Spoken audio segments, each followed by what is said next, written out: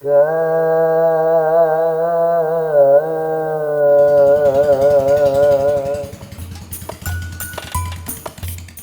dulong bahagi na ng Tawi-Tawi ang bayan ng Sitangkay.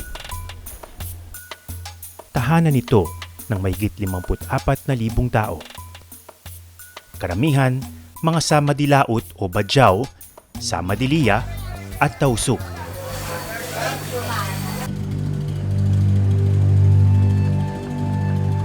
Tuwing Lunes, dumadagsa sa eskwelahan ang mga kabataan. Ang iba, galing pa sa malalayong isla. Kahit nag-aaral sa iisang paaralan, hindi pare-pareho ang estado sa buhay ng mga bata.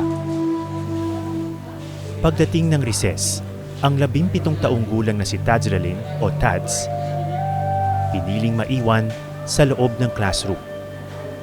Wala kasi siyang baon o perang pambili ng merienda.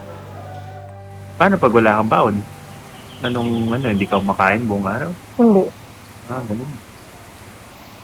Kumain na lang sa bahay.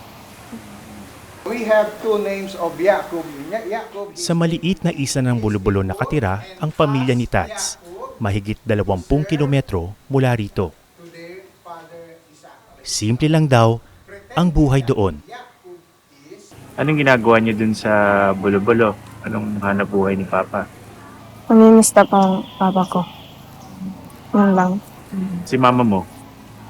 Sa bahay lang, gawaing bahay. Siya yung nag-aalaga sa inyo pag wala si Papa. Opo. Ilan ba kayo magkakapatid? 16. Oh, 16. Ang laki ng family mo Dahil walang eskwelahan sa Bulubulo, kailangan magbangka ni Tads ng 2 hanggang 3 oras para makarating sa school. Mabigat ang gastusing ito para sa pamilya, kaya kailangang magsakripisyo. Sa inyo magkakapatid, ilan ang nakapag-aral? 3 lang. Huminto ng mga iba. Kasi kulang ang gastos namin. Kulang ang pera. Kaya kami lang.